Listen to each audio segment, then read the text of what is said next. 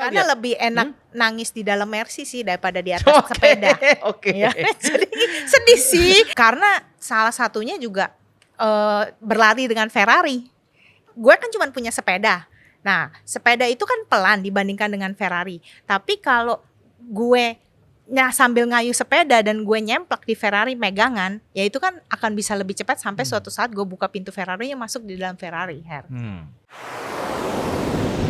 Saya Herianto Tandra akan memandu Unfair Advantage. Hai, ketemu lagi di Unfair Advantage. Seperti biasa, jangan lupa like, comment, subscribe, dan nyalakan loncengnya ting-ting supaya Anda tidak ketinggalan video-video yang kita upload. Bapak Ibu, teman-teman, dalam hidup kita banyak hal-hal unfair dalam hidup kita. Tapi banyak orang yang dari unfair tersebut mereka bisa ubah menjadi satu advantage. Bisa mengubah satu hal-hal yang mungkin kelihatannya nggak menyenangkan, kita ubah menjadi hal yang menyenangkan. Mentransformasi diri adalah kuncinya. Sadar akan hidup tidak akan pernah sama.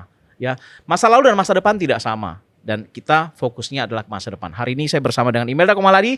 Halo Imelda. Oke, Imelda Komaladi, terima kasih udah hadir. Sehat Imelda? Sehat. Oke, email ya. Oke, Imelda, kita udah lama sekali ya bersama-sama.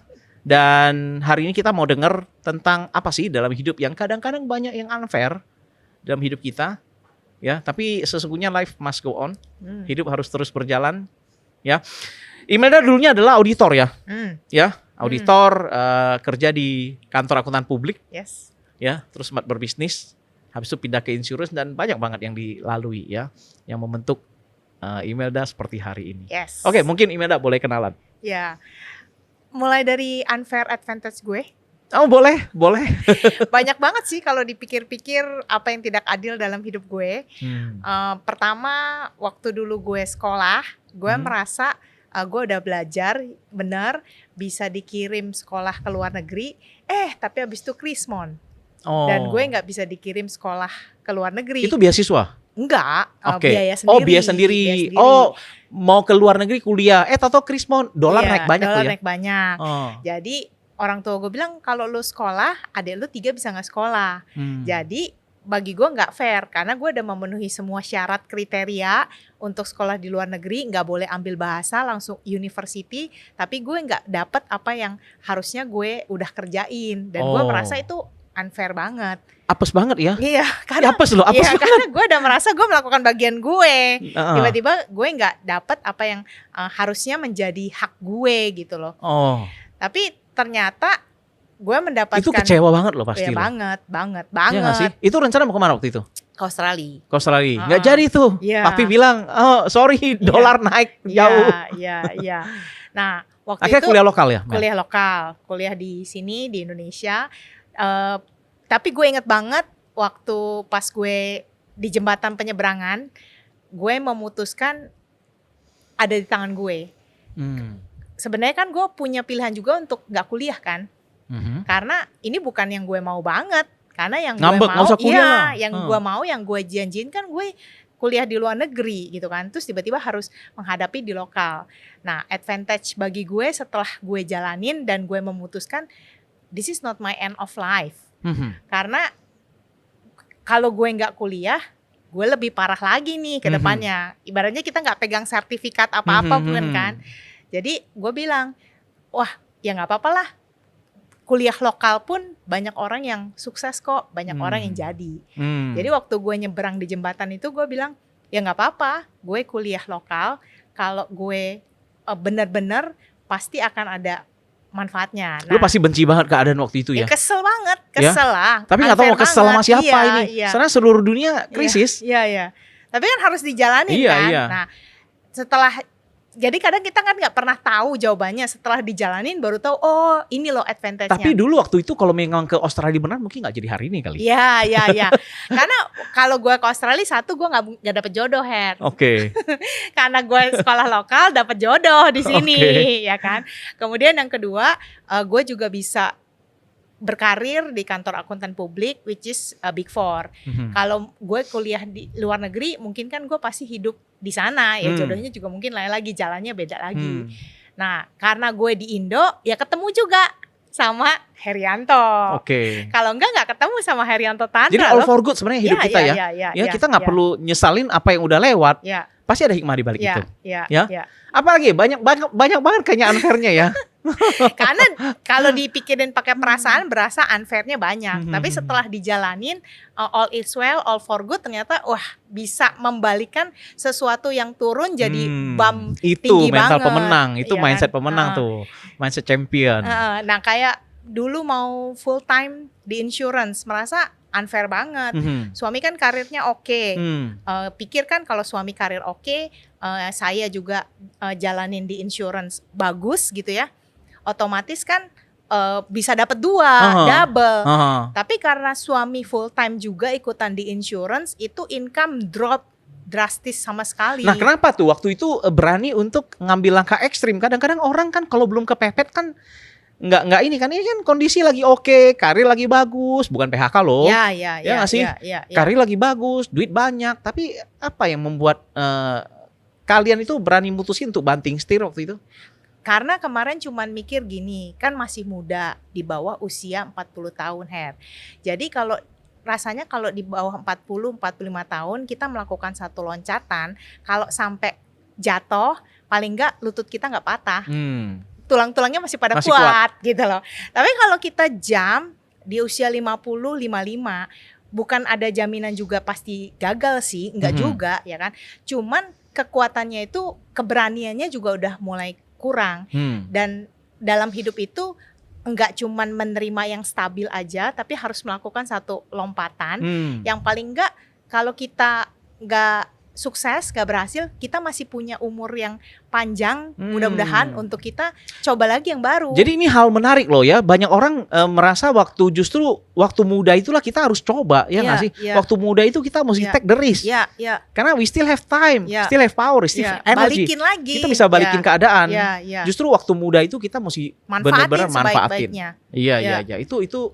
Tapi keluar dari zona nyaman itu kan nggak nyaman, nggak enak. Sangat nggak enak. Iya nggak sih? Kalau orang yang lagi di bawah itu memang nggak ada pilihan. Tapi ini lagi di atas. Ya nggak? Jadi apa yang struggling yang paling berat waktu itu? Yang ngerasa kok cari penyakit sendiri sih? Iya. Karena kan income berdua kalau digabung harusnya udah lumayan waktu itu. Tapi kan kita cari penyakit. Cuman melihat satu orang yang lebih dulu jalanin sesuatu itu bisa jadi patokan kita, barometer. Jadi aku tuh selalu ngelihat orang yang udah mulai dulu di satu perusahaan atau bisnis, masa depannya seperti apa. Nah kalau memang itu sesuai dengan yang kita cari, ya udah kita kerjain. Nah kemarin kenapa berani di insurance? Karena nggak ada modalnya, nggak perlu keluar modal, cuman mengontrol pikiran dan perasaan, ya kan? Sehingga kalau kita kontrol pikiran sama perasaan tanpa mikirin modal, itu harusnya bisa lebih cepat karena fokus kita kan dari pikiran, perasaan itu untuk speednya. Kalau kita bisa manage itu dengan baik dan kita nggak usah pusing dengan hutang, modal, cash flow dan sebagainya, itu bisa lebih memperenteng. Betul. Dan terus terang waktu pas full time itu nggak enaknya adalah memang cash flow masuknya, tapi kita sudah memperhitungkan kita ada bumper minimal 6 bulan ke depan. Tujuannya apa? Supaya kalau tidak dalam 6 bulan itu katakan tidak berhasil, kita at least udah try lah, udah coba. Udah puas, ya kan? Kalian pernah gak sih punya kepikiran untuk bisnis yang lain gitu? Kenapa try insurance bisnis? Ada referensi untuk bisnis lain sebelumnya? Kalau referensi bisnis lain sebelumnya pernah nyoba, memang pakai modal. Ternyata duitnya hilang juga sih, bukan cuma waktu yang hilang, duit hilang, tenaga juga keluar. Berarti kan kalau di insurance ini kita nggak ada setor modal apapun kan. Jadi ya kalau waktu apapun kita coba baru pun tetap harus pakai waktu kan, investasi waktu. Jadi waktu itu kita cuman sepakat suami istri kita open sebagai pendaringan, istri gue ngitung dia hidup per bulan sekian, cash flow kan gak ada yang masuk, jadi kita harus menurunkan standar hidup dulu untuk sementara. Tapi kita optimis bahwa dalam jangka waktu 6 bulan sampai 1 tahun itu akan bisa recover. Kalau sampai nggak recover kita diskusi juga. Ya dia tanya saya, suami tanya saya, kalau sampai gue nggak berhasil di sini, boleh nggak gue kerja lagi di company, tapi lu siap nggak kalau income gue turun? Karena saya sempat vakum 6 bulan sampai 1 tahun. Saya bilang, lu kan juga nggak bodoh-bodoh amat. Otomatis kalau kita udah coba nggak berhasil di sini, masa sih lu kirim CV lu nggak ada perusahaan yang mau terima lu kerja. Tapi at least we have try our best. Karena pernah baca di Kompas, katanya hal yang disesali dalam hidup salah satunya adalah tidak berani mencoba. Banyak orang menyesali bukan hal yang dilakukan, tapi hal yang belum pernah dilakukan. Makanya orang tua dulu bilang, coba ya dulu papi begini, coba ya dulu papi begitu, ya papa dulu begitu ya. Oke, tapi mindset dari employee menjadi pebisnis itu kan nggak banyak orang mau untuk pindah kuadran, pindah kolam. Karena kalau employee tiap bulan pasti. Iya. Kalau pebisnis kan tiap bulan naik turun. Betul. Nah, pertanyaannya kalau jadi pebisnis ada kemungkinan naik, employee kemungkinan naiknya bisa diprediksi nggak, Sedangkan kalau ini kan signifikan banget naiknya. Iya. High risk high return lah. Iya. Low risk low return. Jadi Oke. karena waktu itu masih di bawah usia 40 juga, ya kan, dan ya take the risk, cacing sekalian, naga sekalian lah. Oke, itu cacing naga ya. Hidup jangan jadi cacing, mari jadi naga. Jadi ibaratnya kalau udah dicoba ternyata nggak berhasil, udah cacing ya kan. Tapi we have try gitu, puas aja. Cacing sekalian, naga Struggling nggak sih waktu itu? Kan biasa kalau kita kerja kan kerjaan nyamperin kita kan. Iya. Iya nggak? Sekarang kalau kita bisnis itu kita mesti nyari kerjaan, nyari janji, nyari klien. Tapi di luaran sana orang-orang yang sukses dan berhasil adalah yang mau mencari peluang kan, bukan menunggu bola, tapi menjemput bola. Betul. Ya kan. Jadi ya kalau aku sih ngerasanya gini loh, daripada kita nunggu terus kita jadi nggak energik, mendingan ya kita jemput bola, badan kita juga berasa lebih Kayaknya fair banget loh. Kalian punya mindset itu oke sekali loh. Kalian suami istri mindsetnya oke sekali, ya nggak sih? Apalagi ya? Ayo kita ini salah satu narasumber yang paling enak nih, karena bisa cerita sendiri. Unfairnya apa, fairnya apa, advantage-nya apa. Unfair berikutnya kalau gue kan tadi udah dua nih.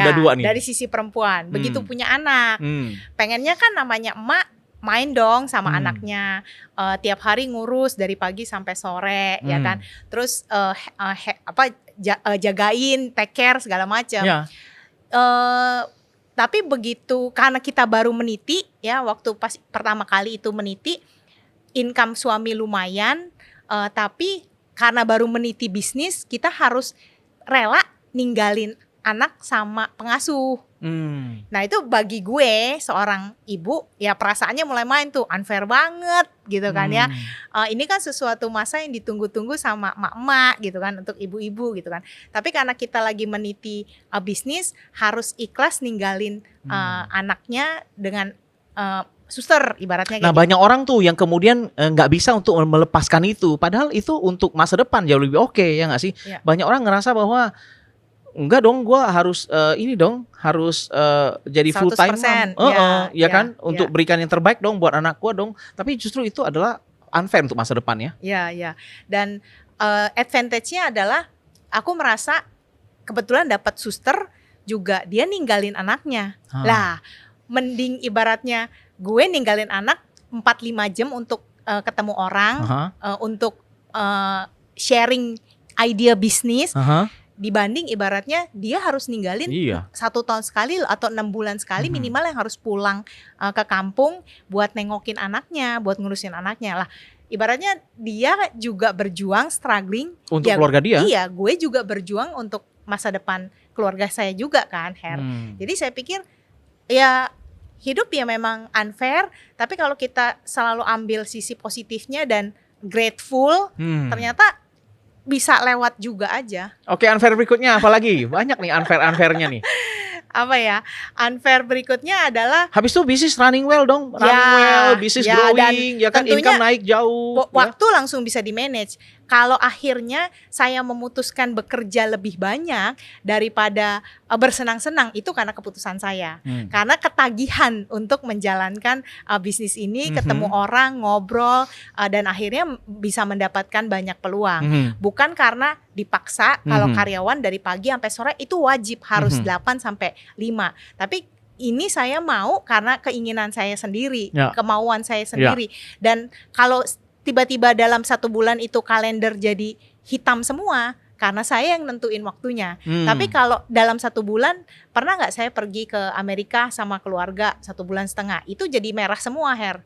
Cuman ada di kerjaan yang saya kerjain. Jadi sebenarnya advantage-nya adalah kalau kita udah lalui unfair-nya itu sebenarnya advantage kita Iya. bisa dapat. Iya, Ya nggak? Tapi iya. bayar dulu unfair-nya di depan. Ya, Iya kan? ya. Oke, unfair berikutnya apa lagi? Banyak nih. Kayaknya iya. masih banyak unfair yang kayaknya nggak fair tapi hikmah di balik itu. Ya, mungkin yang nggak terasa sih unfair berikutnya, yang paling besar sih mungkin ini ya, Her, karena dia ambil suami saya, Tuhan ambil suami saya, Her. Jadi saya merasa, life is unfair banget. Padahal kan dia masih berguna ya, masih bermanfaat, masih. Kok Tuhan udah panggil? Iya, kok Tuhan udah panggil gitu kan. Kayaknya kok, maaf ya, masih banyak manusia lain yang nggak berguna yang harusnya diambil. Oke. Pemabuk, maaf ya, Iya, jangan iya, iya. tersinggung ya. Iya. Yang orang narkoba, terus yang yang tukang mukulin pasangannya gitu. Tapi kan kita nggak tahu rencana Tuhan. Iya. Gak bisa milih. Ya jadi kan maksud gue gue merasa Tapi itu unfair pukulan dong. itu kayaknya unfair paling berat. ya gue unfair banget karena ibaratnya kenapa yang diambil bukan yang kayak gitu. Nah, tapi ternyata advantage yang didapat membuat otot gue lebih gede, Her, dibanding sebelumnya gitu loh. What doesn't kill you make you stronger. Ya kan. Jadi ya setelah dipikir-pikir, mungkin kalau gue bareng, gue nggak sekuat sekarang, nggak sebanding Dulu suami sekarang. yang jalanin ya? Bareng sih kan, pertama kan saya jalanin dulu. Setelah saya jalanin dulu, habis itu suami full time. Nah ya digosok-gosok lah, diobrolin bareng sehingga full time bareng-bareng.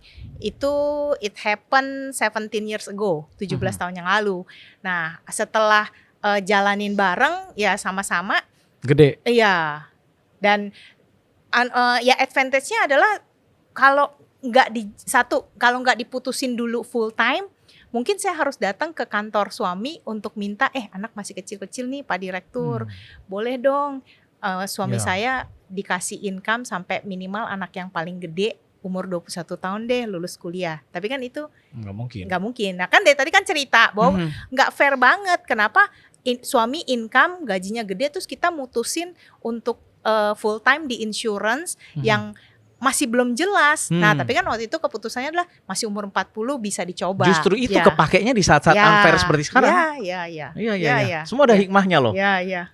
Oke. Dan orang-orang kan saat itu juga mencemooh waktu suami full time, income lumayan, orang-orang bilang, oh kena PHK ya, kena pecat ya, aneh masa dari income lumayan terus tiba-tiba banting setir ke insurance. Nah semua orang kan cuman bisa berkomentar, tapi yang harus menjalani unfair life ini adalah kita. Jadi tutup kuping waktu itu? Iya. Tutup kuping aja, nggak peduli? Ya karena cicilan gue gak dibayar dari mulut mereka. Iya. Terus masa depan anak gue, masa depan orang tua gue nggak dibayar pakai mulut mereka, tapi memang dari usaha. Harusnya memang kita nggak usah dengerin pendapat orang ya. Tapi sekarang orang suka dengerin pendapat orang, apa kata IG, apa kata orang, ya nggak sih? Nah, untuk hidup saya bagaimana? Siapa yang dengerin? Siapa yang perjuangin? Ya harus saya sendirilah. Oke, kemudian kan suami meninggal ya karena somehow ya kita nggak tahu ya, kita nggak bisa kontrol hidup mati, ya nggak sih? Tapi yang kita bisa lihat adalah setelah itu bisnis malah makin besar. Ya, dan luar biasanya lagi bisa diwariskan sih, Her. Yang which is mungkin kalau dia masih kerja di company as profesional, gue nggak mungkin datang ke kantor untuk menggantikan posisi itu dengan kemampuan dan kapasitas gue yang juga terbatas. Tentunya siapa lu company-nya akan bilang kayak gitu. Mau dapat income gaji yang sama dengan kemarin almarhum suami, ya pastinya nggak bisa. Mau bayarin anak lu sampai minimal S1, hey, hello, lu punya saham berapa di sini gitu ya. Dan lewat bisnis ini legacy tetap berjalan, terbukti, tetap bisa diteruskan karena selama kemarin kita mengerjakannya bareng-bareng, mungkin bahkan dengan sistem yang ada membuat kita bisa yang nggak ngerti apa-apa, kita bisa mulai belajar lagi. Nah, ya memang positifnya kan gue unfair, harusnya gue ngurusin anak dong. Tapi karena kita ngerjain bareng-bareng bersama-sama, akhirnya jadi paham dan waktu ditinggal juga tetap dapetin manfaatnya. Malah sekarang setelah itu malah makin besar ya. Ya, Income ya. naiknya lebih banyak jauh ya. Iya, iya, luar biasa ya. Oke. Oke, apa yang menurut lu yang lu lakukan berbeda dibanding dulu masih bersama suami dengan yang sekarang, lakukan berbedanya apa? Oke. Kalau dulu kan aku kan lebih banyak pisah, maksudnya dia manage tim sama kantor kan. Nah, kalau sekarang yang aku lakukan berbeda itu aku lebih banyak menggantikan posisi dia. Selling itu hanya berupa untuk tambahan aja repeat order. Kalau dulu kan bener-bener dicari tuh untuk yang sellingnya kan. Tapi kalau yang ini lebih fokus pada pengembangan tim, which is yang memang lebih banyak dulu dilakukan sama almarhum suami. Karena untuk kita bisnis lebih growing itu memang nggak bisa ngandelin diri sendiri sih. Harus distribusi bareng bersama dengan tim. Kalau kayak kita di luar tuh bisnis kita buka cabang. Oke, sekarang kita bicara tentang by the way, ada unfair lain lagi nggak? Yang paling unfair udah itu ya? Iya, yang terakhir kepikir sih baru itu sih, yang the biggest-nya, the worst-nya. Iya, itu the worst loh. Iya. Tapi lu kuat sekali loh. Kita salut loh. Dan sebenarnya kadang-kadang yang kita nggak bisa kontrol kan hidup mati ya. Tapi kadang-kadang orang dengan almarhumnya suami juga almarhum income. Iya. Nggak sih? Income juga almarhum. Dan yang paling berat itu sebenarnya bukan ditinggal pasangan, tapi ditinggal oleh biaya hidup yang masih nanggung, membebani. Source-nya nggak ada. Iya, itu jauh lebih miserable. Lebih menyedihkan ya, lebih serem ya. Iya. Kita karena lihat lebih enak nangis di dalam Mercy sih daripada di atas sepeda. Oke. Ya, jadi sedih sih. Waktu Covid, Mel, kita lihat banyak orang-orang yang kemudian juga karena suaminya meninggal karena Covid. Waktu itu banyak ya teman-teman meninggal Covid ya. Terus istrinya karena mereka tidak mewarisi bisnis, mereka tidak punya bisnis, akhirnya mereka jadi open PO, jual makan lah, ini itu, dan itu hal-hal sebenarnya yang jauh lebih ini ya. Lu ada message, ada pesan-pesan nggak sih buat orang-orang yang sekarang mungkin lagi berjuang untuk diri dia sendiri karena ditinggal pasangan? Ya, memang advantage-nya sekarang bagi gua adalah banyak teman-teman seperjuangan juga yang single mother, single parents, mereka terinspirasi dari gua. Ya memang banyak yang join juga di tim. PR mereka adalah struggling memanage tim. Nah, bagaimana kalau tadi Harry tanya buka PO salah nggak? Pasti enggak, karena itu bagian daripada perjuangan hidup. Mereka juga menemukan unfair mereka. Nah, bisa nggak itu dijadikan lompatan? Jadi saya bilang buka PO atau apapun itu tidak masalah, karena itu tentunya halal ya, Her. Betul. Nah, tapi bagaimana kita menghitung apakah yang kita kerjakan ini sekarang waktu kita usia sekarang tentunya bangun jam 3 pagi untuk belanja ke pasar, kemudian menyiangi, bahkan untuk membungkus segala macam, itu kita masih punya tenaganya. Pertanyaannya kalau dikerjakan dalam 3-5 tahun lagi ke depan, bisa nggak tenaga kita masih cukup? Sedangkan lewat insurance, bisnis yang saya kerjakan sekarang, kita bangun jam 3 pagi ya, melakukan semua aktivitasnya sendiri, dari bikin janji temu, kemudian presentasi, bikin ilustrasi, sampai follow up, dan bahkan servicingnya juga mungkin awal-awal sendiri ya kan. Nanti sesudah ada lebih kita bisa hire asisten, ibaratnya kayak gitu ya, Her. Tapi waktu kita mengerjakan itu kan ada satu income yang digaransi minimal 2 tahun. Jadi sekali kita ngegayung bisa selamat 24 bulan. Sedangkan hal-hal yang kita kerjakan biasa itu hanya 1 kali aja kita dapatnya, dan tiap hari harus melakukan secara tiap hari rutin, aktif terus. Pertanyaannya, fisik kita akan sekuat hari ini terus nggak waktu usia kita sekarang sekian? Berasa kok waktu dulu sampai jam 1-2 pagi mah on terus. Tapi sekarang jam 10 aja udah nguap. Udah ngantuk. Iya, udah ngantuk ya. Udah mulai pakai minyak angin. Untungnya karena dulu masih muda mengambil keputusan. Iya kan? Sebelum hidup unfair beneran, kita udah tahu bahwa kedepannya kita akan trouble nih kalau kita nggak keluar dari zona nyaman kita. Iya. Dan itu kan memang yang harus kita planningkan untuk masa depan kita kan, Her. Betul nggak? Karena banyak dari kita menjalani hidup aja. Memang bagus sih be present hari ini. Nah, PR-nya adalah apakah yang kita kerjakan hari ini bermanfaat juga untuk masa depan, atau cuman untuk hari ini aja. Nah, bisnis ini menyediakan sesuatu yang kita fokus hari ini, melakukan yang terbaik hari ini, sekaligus juga mempersiapkan masa depan yang lebih pasti. Gitu. Jadi kalau gue bilang semuanya unfair itu sebenarnya semuanya udah predictable loh. Semuanya karena unfair lu udah membuat itu jadi advantage. Ya, karena salah satunya juga berlari dengan Ferrari. Gue kan cuma punya sepeda. Nah, sepeda itu kan pelan dibandingkan dengan Ferrari. Tapi kalau gue sambil ngayu sepeda dan gue nyemplak di Ferrari megangan, ya itu kan akan bisa lebih cepat sampai suatu saat gue buka pintu Ferrarinya masuk di dalam Ferrari.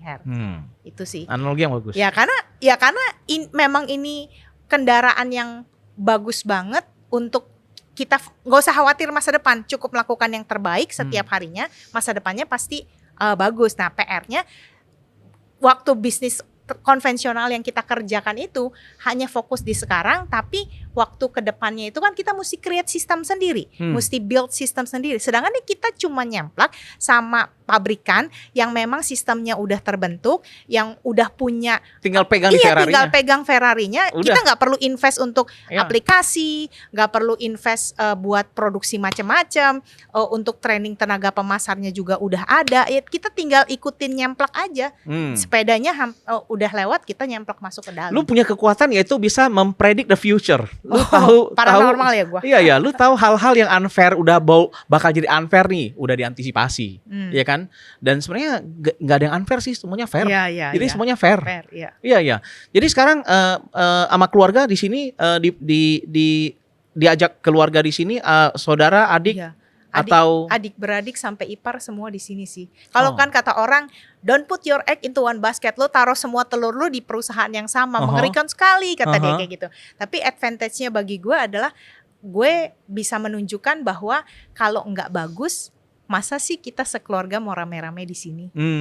Jadi karena di sini bagus, gue nggak mungkin punya company, gue hire lu income 3 digit. Omset gue mesti berapa? Kalau lu adik gue, nggak mungkin. Ya, gue kasih lu income 3 digit gaji. Gue juga mau dong 3 digit. Nah, kalau adik gue 3 income 3 digit semua, omset gue mesti berapa, Her?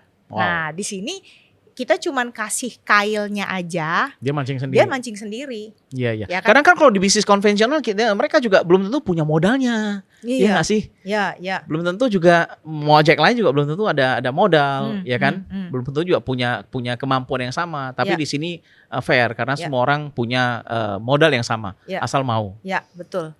Oke, jadi kita mungkin di sesi penutup ya, email banyak banget yang kita dapat dari email hari ini tentang fair and unfair. Yes. Ya, fair and unfair itu sebenarnya hal yang nggak bisa kita hindari.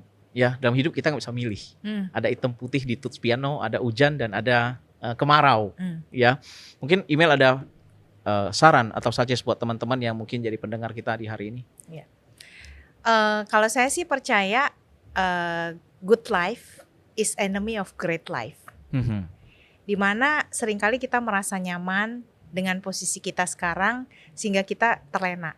Ibarat kodok ditaruh di panci, dinyalain api, maaf ya, bukan air ya, api, tiba-tiba kodok itu nggak terasa lama-lama mati karena airnya panasnya secara berkala. Ya, jadi seringkali kita merasa hidup kita udah oke, udah nyaman, sehingga kita takut untuk mempunyai satu kehidupan yang great, luar biasa. Karena kita merasa segini aja juga udah cukup. Bukan berarti saya bilang cukup itu nggak bagus. Nah, seringkali cukup itu membuat kita puas dan akhirnya tidak memaksimalkan talenta yang Tuhan kasih. Harusnya kan kita punya, katakan talenta kita 5 ya.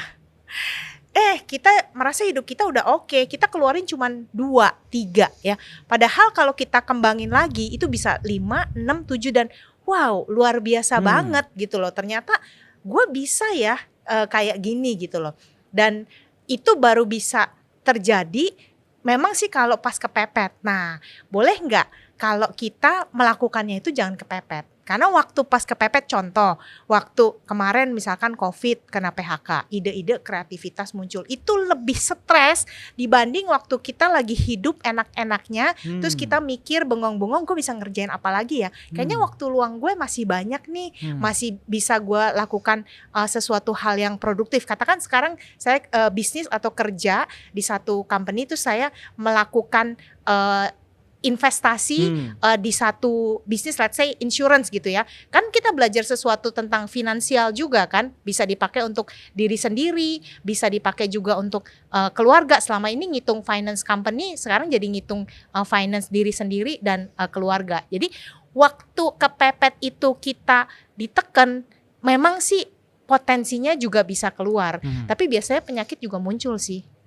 Biasanya ya, karena jadi harusnya stres banget. nggak usah tunggu kepepet dulu, iya nggak sih? Kenapa harus kepepet baru orang nyari solusi? Iya. Jadi nggak sih? sebenarnya bisa diparalelin waktu pas kita lagi happy, jangan terlena juga happy-nya. Mulai melakukan sesuatu untuk pertumbuhan diri. Karena kalau kita tambahin lagi sesuatu, terus kita pikirin lagi, ternyata ya pas unfair itu terjadi, udah ada ban serepnya, udah ada sekocinya, ibaratnya gitu, Her. Jadi aku merasa bahwa a good life is enemy of great life. Karena kita merasa hidup ya oke-oke aja, fine-fine aja, kenapa juga gue mesti pusing-pusing. Ya jalanin aja kayak gini, dan gak semua bisa juga kayak lu Mel gitu kan. Tapi waktu pas itu datang kan bukan saya yang harus cari solusinya. Betul. Tapi orang yang ngalamin unfair itu harus tetap survive dan mencari solusinya. Alangkah baiknya harus udah disiapkan ban serepnya sebelum terjadian. Jadi kayak ban serep di mobil itu kan kepake tiap hari enggak ya kan, tapi harus memang ready saat itu dibutuhkan. Termasuk juga kayak Panadol di rumah. Kenapa kita mesti siapin? Kan belum tentu sakit kepala, tapi waktu kita sakit kepala tengah malam kita nggak perlu tergopoh-gopoh ke warung, ke Indomaret buat nyari Panadol. Kita udah punya untuk sesuatu yang kita lakukan lompatan. Makanya unfair di hidup lu itu semuanya jadi fair karena udah seperti yang tadi gue bilang, udah lu lakukan sebelumnya, udah lu predik sebelumnya. Dan memang nggak dipungkiri harus ada hasilnya sih, Her. Karena kalau nggak ada hasilnya akan menjadi unfair terus. Dan bagaimana cara kita membuat hasilnya itu terjadi, yang memang dikerjakan, harus dikerjakan. Jadi waktu kita good life, terus melakukan katakan investasi gitu ya, itu kan juga kita belajar untuk mengelola bagaimana investasi kita bertumbuh, termasuk di dalam diri kita sendiri saat ini gitu. Oke, jadi kita bisa tarik ada 3 hal yang gue pelajari dari lu hari ini, Mel. Pertama adalah out of your comfort zone. Masih fair hidup, tapi kita udah prepare bahwa hidup itu nggak selamanya fair. Ya kan, kita mesti prepare for the unfair. Ya, kadang-kadang orang udah unfair dulu, ketemu yang nggak nyaman dulu baru keluar. Kadang-kadang it's too late. Ya nggak sih. Terus kedua, apapun yang lu laluin, lu pasti selalu ambil hikmahnya. Ya, apapun yang dari pengalaman tadi Krismon, kemudian ditinggal suami dan sebagainya, lu selalu ambil positifnya. Dan setelah itu gue lihat, gue belajar ternyata setelah melalui hal yang tidak menyenangkan itu, orang jadi lebih baik, jadi lebih kuat, jadi lebih hebat daripada sebelumnya, jadi lebih keluar potensinya, bukan 5 lagi, 6, 7, 8, 9, ya kan sih. Dan yang ketiga, lu nggak pernah puas, lu terus berusaha, lu terus untuk mengeluarkan potensi lu yang lain, dan pasti lu pasti punya masih mimpi-mimpi yang lain ke depannya. Boleh share mimpi lu ke depannya? Ya, mimpi gue ke depan otomatis lewat bisnis ini income sih udah pasti langsung otomatis ya. Ya, income lu udah gede, lu nggak masalah lagi, income lu 4 digit. Boleh ngomong nggak ya? Oke. Bagaimana lewat pekerjaan ini, lewat bisnis ini, banyak lagi lahir generasi-generasi penerus yang memang merasakan nikmatnya bisnis ini. Bukan hanya dari sisi materi, tapi juga dari sisi waktu, dari sisi pengelolaan diri, kemudian juga pertumbuhan, dan bahkan ibaratnya sosial, misi. Karena banyak orang yang belum tahu misi bisnis ini. Jadi aspek-aspek lain dalam kehidupan yang bisa dicapai bukan hanya uang ya. Iya, bukan hanya Because uang. life is just not just about money ya. Iya. Meskipun memang butuh uang dalam hidup, cuman kalau ada hal lain yang lebih perasaan yang kepuasan kayak gitu kan, fulfillment itu kan akan mendatangkan uang itu dengan sangat lebih cepat. Luar biasa, thank you Imelda udah hadir hari ini ya. Terima kasih, sehat selalu dan Amin. kita tunggu loncatan berikutnya di masa yang akan datang. Teman-teman, Unfair Advantage, dalam hidup kita nggak sesuai pesanan, udah pasti ya. Ada hal yang uncontrollable, ada hal yang controllable. We cannot control the future, we cannot predict the future. Kita tidak tahu besok hujan apa enggak, kita nggak tahu umur sampai di mana, kita nggak tahu kapan akan datang masa-masa sulit, akan datang masa-masa yang baik. Tapi waktu kita lagi di masa-masa baik, waktu kita di masa-masa yang fair, harusnya kita udah bisa prepare, harusnya kita bisa predik, harusnya kita bisa mengeluarkan potensi kita. So buat Anda semua yang sekarang hari ini lagi hidup sedang baik-baik saja, lagi bisnis sedang baik-baik saja, mungkin ada baiknya Anda udah berpikir untuk merancang masa depan yang mungkin kita nggak tahu apa yang terjadi di depannya. Ya, persiapkan ban serep Anda. Ya, semoga perbincangan hari ini bisa memberi inspirasi untuk Anda, bisa mengeluarkan Anda dari zona nyaman Anda, bisa membuat Anda keluar dari good life untuk menjadi great life. Ya, sukses buat Anda semuanya. Semoga bermanfaat dan kita akan ketemu lagi di podcast minggu depan. Saya Herinto Tandra bersama Unfair Advantage. Unfair Advantage.